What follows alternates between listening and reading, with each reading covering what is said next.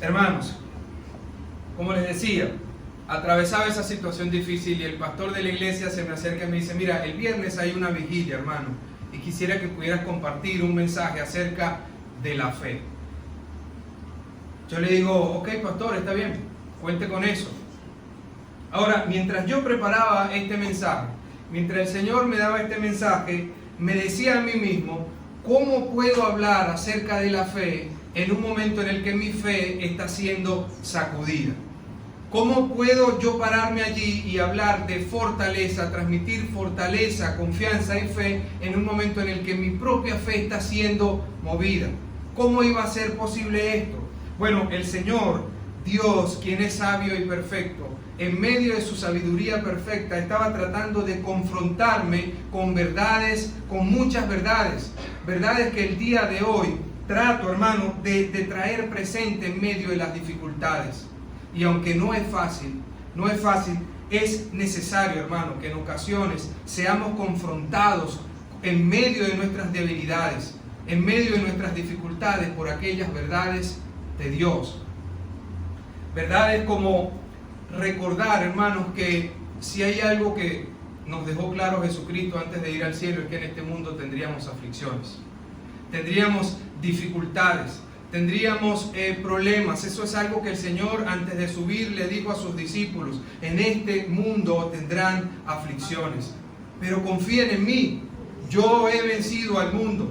Sí, eso es una verdad que debemos atesorar. Si hay algo que los cristianos no vamos a tener acá en este planeta, es todo lo que querramos. No vamos a cumplir todos nuestros deseos, ¿sí? Debemos confiar en Él. Él ha vencido el mundo. Recordar, hermanos, que Dios siempre está en control. Esa es otra verdad que debemos tener presente. Dios está en control de todas las cosas que nos suceden. Él está consciente de todo aquello que nos pasa. Él prometió que iba a ayudarnos y lo va a hacer. Va a estar con nosotros. Recordar, en tercer lugar, que ninguna situación es imposible para Él. Amén. Ninguna situación, porque nada hay imposible para Dios. Amén. Él dijo y nos prometió que no estamos solos. Sí, en Mateo nos recuerda que Él va a estar con nosotros hasta el fin del mundo. Y en último lugar, recordar, hermano, que todo lo que nos pasa es lo mejor que puede pasarnos por su perfecta voluntad. Porque nuestros pensamientos no son sus pensamientos, ¿sí? Así que todo lo que nos pase es lo mejor que puede sucedernos, a pesar de que no nos guste. Es lo mejor que puede pasarnos por su perfecta voluntad. Así que hoy vamos a estar hablando acerca de este tema de la fe, pero no nos vamos a enfocar en el concepto. No vamos a averiguar qué es la fe, de dónde proviene la fe, cómo llega la fe, cómo viene la fe. No, porque la realidad es que la Biblia es clara y nos habla en Romanos 10:17, así que la fe es por el oír y el oír por la palabra de Dios. Además, si hay un versículo que nosotros los cristianos conocemos, es Hebreos 11:1. Es pues la fe, la certeza de lo que se espera y la convicción de lo que no se ve. Entonces no vamos a enfocarnos allí. Lo que sí quiero es dejarles una pequeña reflexión que un predicador decía en algún momento acerca de Hebreos 11:1. Él decía: la fe para el cristiano es creer que Cristo es lo que dice ser, que hará lo que ha prometido hacer y esperar que cumpla lo que ha prometido. Se lo voy a volver a leer. La fe para el cristiano es creer que Cristo es lo que dice ser, que hará lo que ha prometido hacer y esperar que cumpla lo que ha prometido. Esa es la fe, la certeza que tenemos nosotros. El problema con esto, hermanos, el problema que tenemos con esto es que aún sabiéndolo y teniendo este significado guardado en nuestras mentes, en nuestra memoria, este significado puede apartarse de nuestras vidas en algún momento por cualquier situación. Puede ser que al atravesar un momento de aflicción, algún momento de duda, nuestra fe pueda encontrarse o verse comprometida y pueda fluctuar, como nos dice Santiago capítulo 1. Pueda menguar o pueda ponerse a prueba, como nos dice Primera de Pedro capítulo 1. O pueda menguar y necesite crecer, como nos dice Lucas capítulo 17. Ahora, yo pensaba todo esto y dado que la fe es sensible a varias cosas, dado que la fe es susceptible a varios factores, entonces me gustaría compartir con ustedes no qué es la fe ni cómo proviene, sino cuáles son esas cosas que pueden suceder con la fe. ¿Cuáles son esas cosas? Es por eso que nuestro tema en el día de hoy es cosas que pueden suceder con nuestra fe. Vamos a ver solamente 3. En primer lugar, nuestra fe puede decaer, puede fallar, ¿sí? Es susceptible, es sensible a esas cosas, ¿sí? Ahora, no lo voy a dejar solamente con la parte negativa, ¿sí? La fe puede caer, pero también puede ser restaurada. A pesar de que la fe puede caer, que puede fallar, también puede ser restaurada. Mateo 8, 23 al 27, vayamos un momento allí. Mateo 8, 23 al 27. Y acá encontramos, hermano, una de las dos historias de Jesucristo con sus discípulos, ¿sí? Una de las dos historias en la que Jesús está en una barca con sus discípulos. Y dice de la siguiente manera: y entrando él en la barca, sus discípulos le siguieron. Y he aquí que se levantó en el mar una tempestad tan grande que las olas cubrían la barca, pero él dormía. Y vinieron sus discípulos y le despertaron diciendo: Señor, sálvanos que perecemos. Él les dijo: ¿por qué teméis, hombres de poca fe? Entonces, levantándose, reprendió los vientos y el mar, y se hizo grande bonanza. Y los hombres se maravillaron, y diciendo: ¿qué hombre es este que aún los vientos y el mar le obedecen? Los discípulos claramente estaban angustiados, estaban desesperados, estaban bajo una situación que escapaba de su control, estaba por encima de su control. Pero a pesar de que estaban allí atravesando esa situación, ellos no habían logrado comprender quién era aquel que estaba con ellos en la barca. No lo habían logrado ver. Probablemente solo veían a un hombre que estaba allí dormido, cansado, a quien ni siquiera el agua podía levantar, a quien ni siquiera el agua lograba despertar. Solamente estaban viendo al hombre allí. Tristemente, hermano, ellos habían visto otros milagros y otras maravillas de Jesucristo.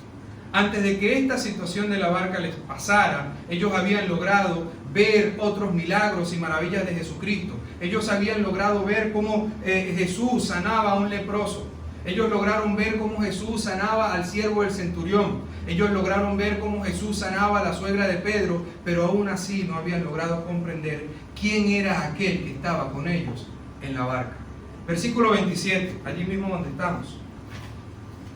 Mira cómo dice: y los hombres, hablando de sus discípulos, y los hombres se maravillaron, diciendo: ¿qué hombre es este que aún los vientos y el mar le obedecen? ¿Quién es? ¿Quién es este? Bueno, no habían logrado comprender que el que estaba con ellos ahí en la barca era el Verbo encarnado, era el mismo Dios, creador de los cielos y la tierra, a quien el cielo y la tierra y el mar le obedecen. Ahora, esta situación de hecho no les aclara completamente quién era aquel que estaba con ellos en la barca. ¿Cómo sabemos esto? Porque cuando vemos la cronología de los evangelios, cuando leemos todos los evangelios, nos damos cuenta que Jesús seguía haciendo milagros y milagros y maravillas, y ellos aún no lograban comprender quién era aquel hombre que estaba con ellos en la barca. Marcos 6:51.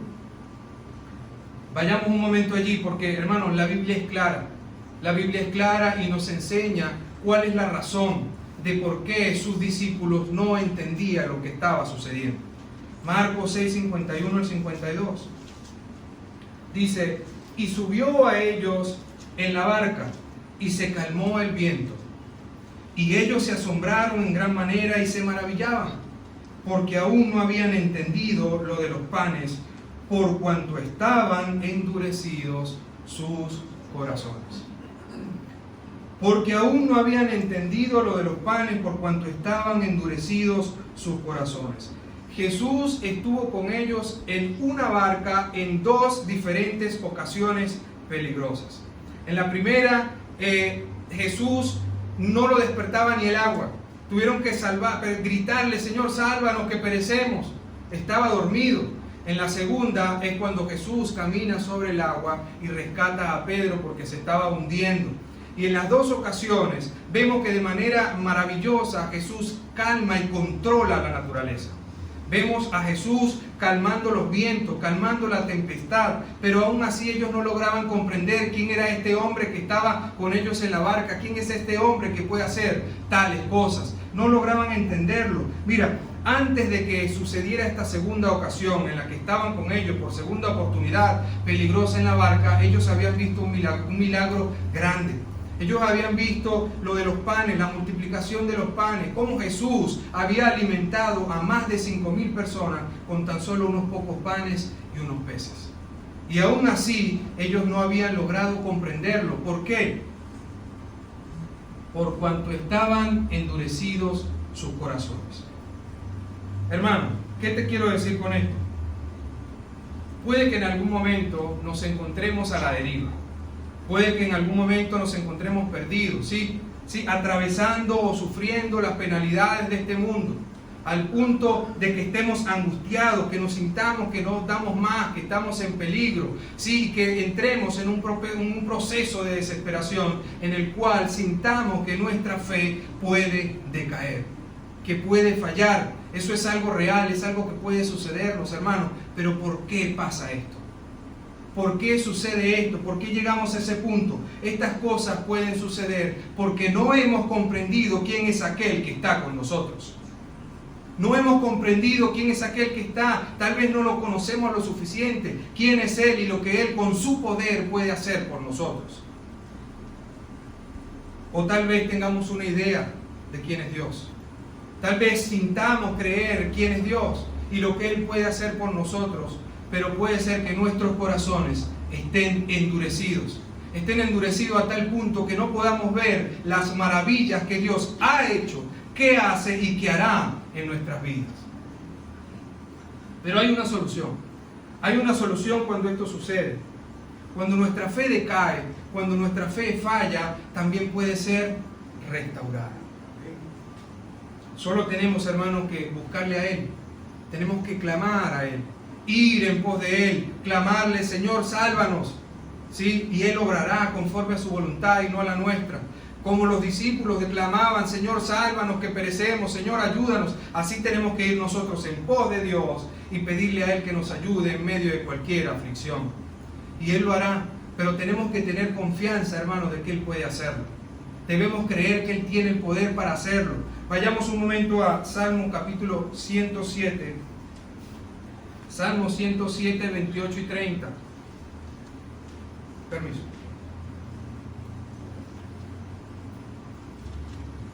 Me parece que es unos versículos hermosos, hermanos. Lo he leído en varias ocasiones.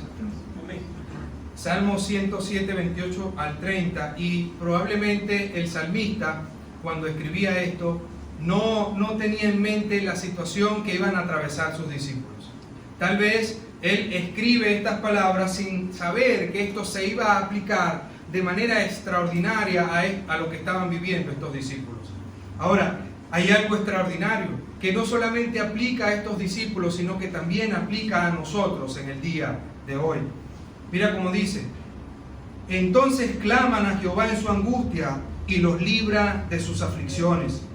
Cambia la tempestad en sosiego y se apaciguan sus ondas. Luego se alegran porque se apaciguaron, y así los guía al puerto que deseaban. Se parece igualito, ¿sí? Y así los guía al puerto que deseaban. Mira, hermano, Dios puede cambiar cualquier situación en la que nos encontremos.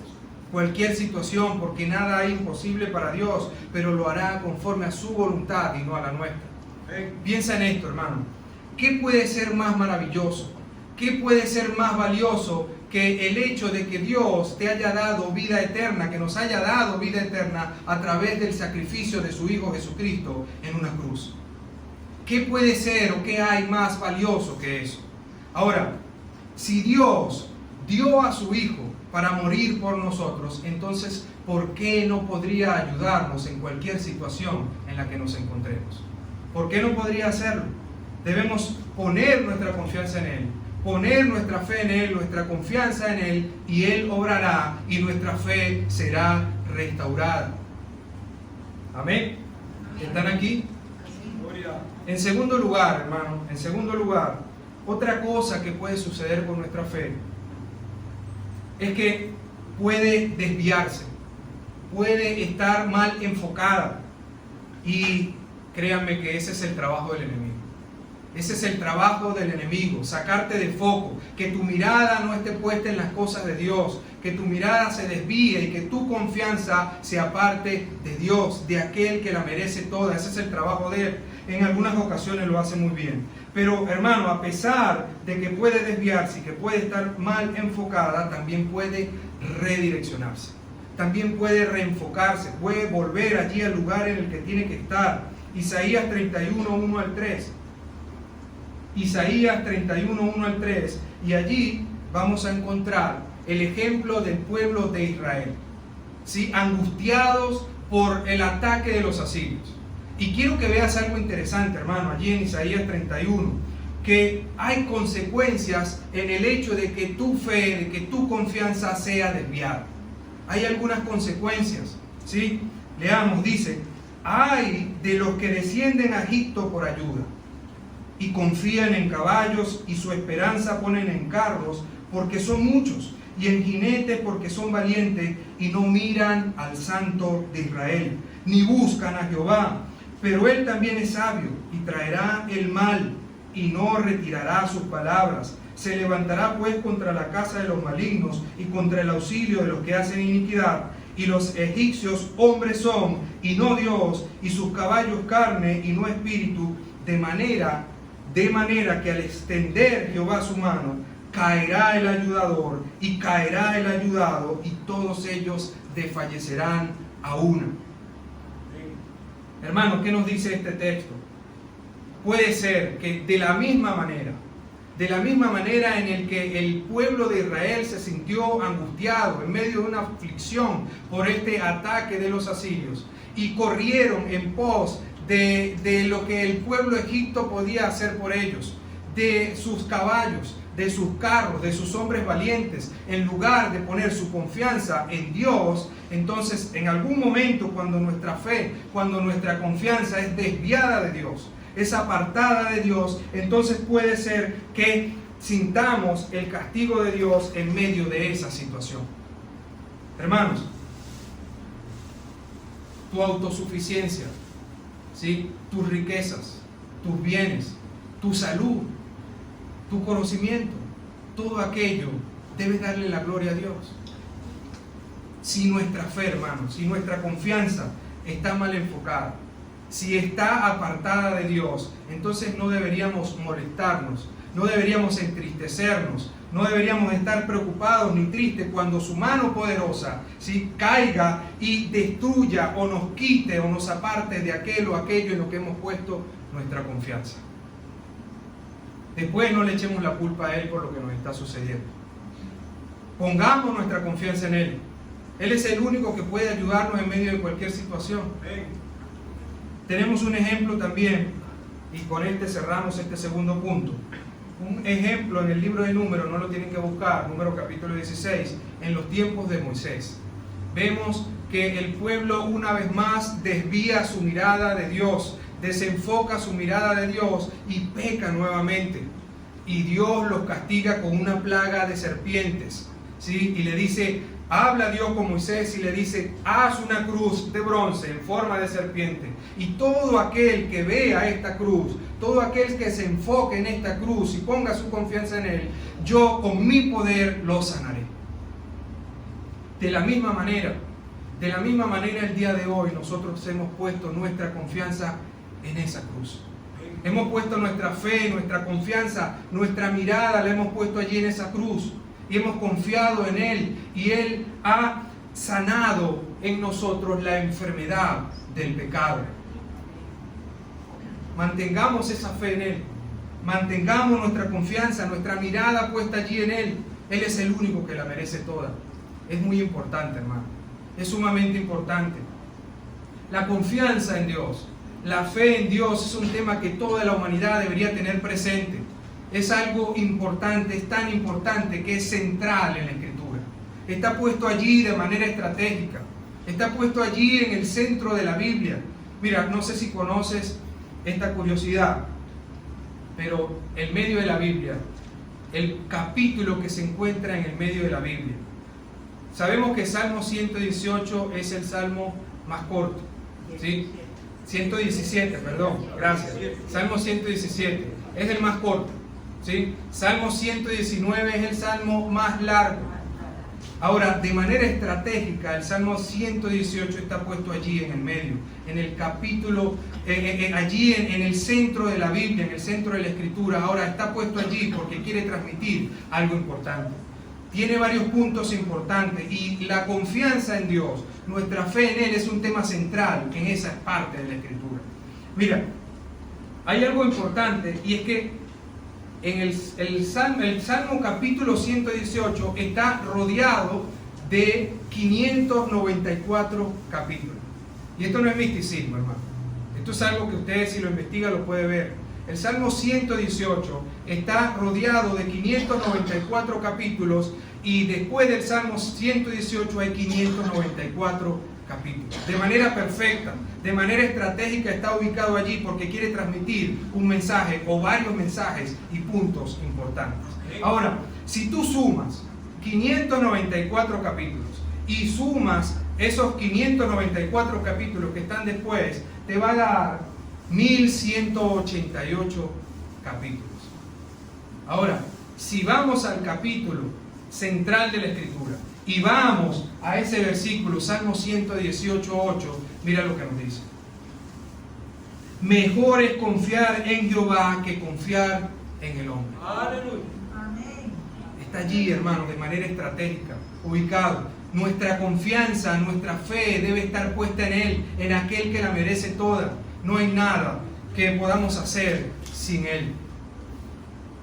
Debemos redireccionar nuestra mirada hacia Él, apartarnos de todo aquello en que hemos enfocado nuestra mirada y buscarle a Él. Él es el que puede ayudarnos en medio de la aflicción. Ahora, es una cosa difícil de hacer.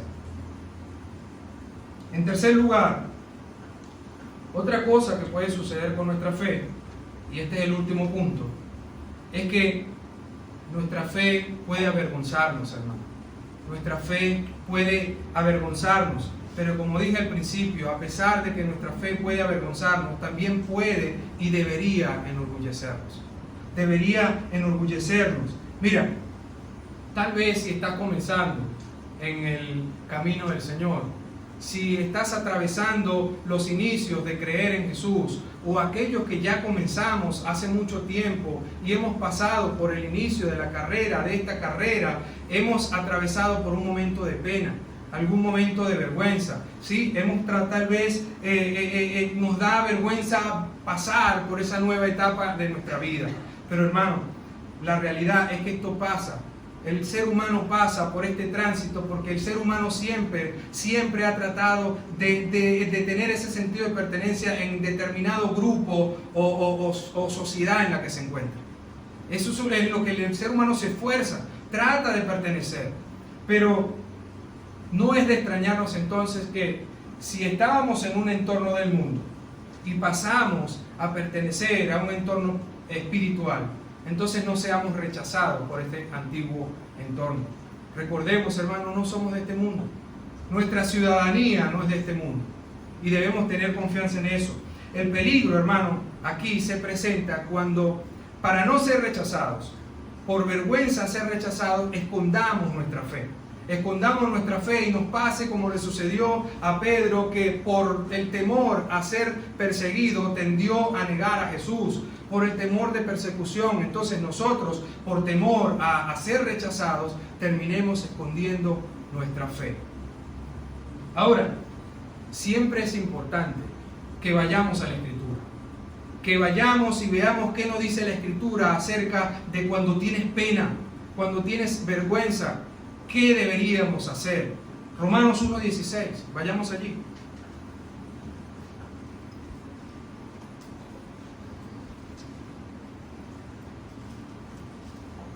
Romanos 1:16 nos dice de la siguiente manera: porque no me avergüenzo del Evangelio, porque es poder de Dios para salvación a todo aquel que cree, al judío primeramente y también al griego. No sé si notaron por qué levanté la voz en algunos puntos. Mira, no te avergüences del Evangelio por lo que es. No te avergüences por la esencia de lo que es poder de Dios. No te avergüences del Evangelio por el propósito que tiene, es para salvación.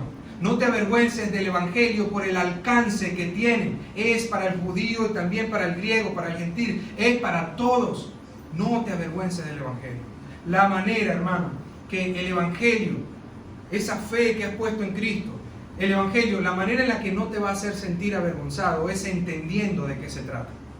Debes entender de qué se trata todo esto, ¿sí? Y debes creer que lo que se dice allí es más real de lo que ven tus propios ojos. Pablo nos dice, hermanos, que el Evangelio es poder de Dios. Poder de Dios. Y el pastor lo ha mencionado aquí en otras ocasiones. Pero es interesante que la palabra poder que se usa aquí, ¿sí? En el griego es la palabra dunamis o dynamos. Esta palabra es de donde proviene, o es el origen de donde proviene la palabra dinamita. Es decir, el evangelio que nosotros tenemos, el evangelio que predicamos, es un evangelio que viene cargado con la omnipotencia de Dios. Y es un evangelio poderoso que al ser predicado, al ser oído y creído, trae como resultado la salvación eterna. Amén. Amén. Es para eso que ha sido dado, para salvación a todo aquel que cree. Entonces, ¿por qué avergonzarnos? ¿Por qué avergonzarnos si eso retrasa el trabajo que nos ha sido encomendado? Romanos 10:14. Y con esto finalizamos. Romanos 10:14. Allí vamos a ver qué pasa, qué sucede cuando nosotros nos escondemos, cuando no predicamos el Evangelio. Mira, ¿cómo pues invocarán a aquel en el cual no han creído? Esa es una de las consecuencias. Cuando no predicas, ¿cómo pues invocarán a aquel en el cual no han creído? ¿Y cómo creerán en aquel de quien no han oído? ¿Y cómo oirán sin haber quien les predique? Es nuestro trabajo.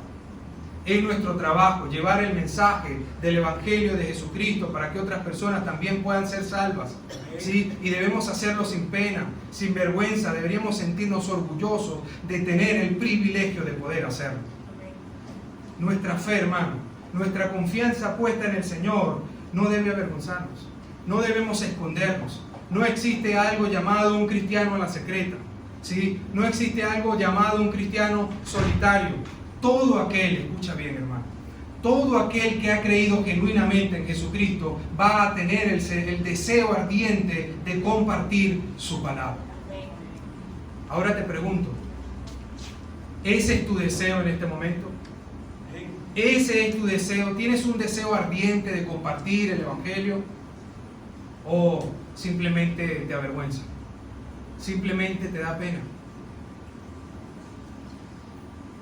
Recuerda algo, hermano, si el Evangelio es la palabra de Dios, si el Evangelio es la palabra de Dios y Juan capítulo 1, versículo 1 nos dice, el verbo es la palabra y la palabra es Dios, entonces no te estás avergonzando de una ideología, te estás avergonzando del mismo Dios, de aquel que dices que murió por ti en una cruz, cuando en realidad deberíamos estar orgullosos y contentos, sumamente agradecidos porque Él lo haya hecho por nosotros. Deberíamos apartar de nosotros toda pena, toda vergüenza, toda excusa y predicar el Evangelio, predicarlo sin pena, sin vergüenza y estar orgullosos, hermanos, de ese tesoro que tenemos. Para terminar, quiero que podamos reflexionar en estos 3 puntos. Quiero que pensemos en aquello que hablamos en la mañana de hoy. 3 cosas. Si nuestra fe está decayendo, si nuestra fe está fallando por cualquier situación, por cualquier eventualidad, por cualquier circunstancia, entonces es porque posiblemente no hemos logrado comprender quién es aquel que está con nosotros. Espero que te lleves eso, porque si tu confianza, si mi confianza decae y falla, es posible que sea por eso. No hemos logrado comprender quién es aquel que está con nosotros y lo que con su poder puede hacer por nosotros. O puede ser, tal vez, que nuestro corazón esté endurecido. Si nuestra fe está mal enfocada, si está desviada de Dios, si está estamos poniéndole en otras cosas, ¿sí? Entonces pensemos en que estas cosas pueden sufrir la consecuencia de la mano de Dios por haber confiado de manera equivocada, y puede ser que Dios nos meta en esa situación para que volvamos a mirarlo a Él. Si tu fe te avergüenza, en último lugar, si tu fe te avergüenza, entonces trata de entender de qué se trata todo esto. Trata de entender en la fe que has puesto de qué se trata todo esto, y piensa en lo que Jesucristo hizo por ti en una cruz. Piensa todo aquello que sufrió por ti y sé agradecido, ¿sí? Piensa en eso. Seamos agradecidos. Y en medio de ese agradecimiento, entonces, por ese agradecimiento compartamos de aquello que hemos recibido. Pensemos en aquello de donde fuimos sacados. Pensemos en aquello de donde fuimos librados. Fuimos librados de la ira eterna, de una condenación eterna y de ira de Dios. Hermanos, si conoces a Cristo, entonces míralo como tu refugio, como tu Salvador, como tu esperanza, como tu fortaleza, como tu ayudador en medio de cualquier circunstancia, ¿sí? Busquemos a Dios en medio de cualquier circunstancia. En cualquier circunstancia, si tus circunstancias son buenas, entonces busca a Dios. Pero si tus circunstancias son malas, a pesar de que son malas, entonces busquemos a Dios, porque Él estará allí presto para oír, para entonces también ayudarnos en medio de las circunstancias que podamos estar atravesando. Ahora, si no has creído en Dios, si no has puesto tu confianza en Él, si no has puesto tu fe en Él, entonces debes mirarlo como tu única esperanza. Él es la única esperanza para que puedas tener vida eterna. Él es la única esperanza para poder ir al cielo, ¿sí? Jesús lo decía: yo soy el camino, yo soy la verdad y la vida. Nadie va al Padre si no es por mí. Él es el único camino. Es en Él en que tienes que confiar, ¿sí? Debes buscarlo a Él y poner tu fe, tu confianza en Él. Él es el único que puede darte acceso a la vida eterna. No hay otro. No hay alguien más que pueda ayudarte. Mira, yo me recuerdo que predicaba en Argentina. En Argentina hay un santo que diríamos aquí como el José Gregorio Hernández. Yo en una plaza aquí podría predicar y decir, bueno, es que si pones tu confianza en José Gregorio Hernández, allá yo predicaba y el santo se llamaba, es que si pones tu confianza en el Gauchito Gil. Este es un santo que se basa, es muy popular y se basa en la sexualidad del hombre. Pero el punto es, mi hermano, es que, y amigos, si estás viendo esto, estás escuchando esto, es que tu confianza, tu fe debe ser puesta no en otro santo, en otra cosa, sino solamente en Dios. Amén. No hay otro. Él es el único que puede darte la libertad y sanarte del pecado que puedes estar atravesando. Así que vamos a darle gracias a Dios por este tiempo y vamos a orar. Y vamos a orar por nosotros también, hermanos. Vamos a ponernos allí en oración nosotros mismos. Pónganse de pie, vamos a orar por nosotros mismos y vamos a pedirle a Dios que nos ayude, que aumente nuestra fe, que fortalezca nuestra fe, que nos ayude a crecer y que podamos no entorpecer el trabajo que nos ha sido encomendado por vergüenza, por pena, porque nuestra fe decae en medio de alguna situación o circunstancia o porque nos avergüenza. Confiemos en Él y creamos que Él tiene el poder para librarnos, ¿sí? Padre amado, Señor Dios Todopoderoso, Creador del cielo y de la tierra, a quien la tierra, el mar obedece. Gracias, Señor, por tus proezas, por tus milagros, por dejarnos entender quién eres. Gracias, Señor, por tu amor y por tu misericordia, por enviar a tu Hijo a morir por nosotros. Ayúdanos a entender, Señor, ese sacrificio. Ayúdanos a entender tu evangelio, tu palabra, y a confiar, Señor, solamente en ti. Es lo mejor que podemos hacer. Es lo mejor que puede hacer el hombre.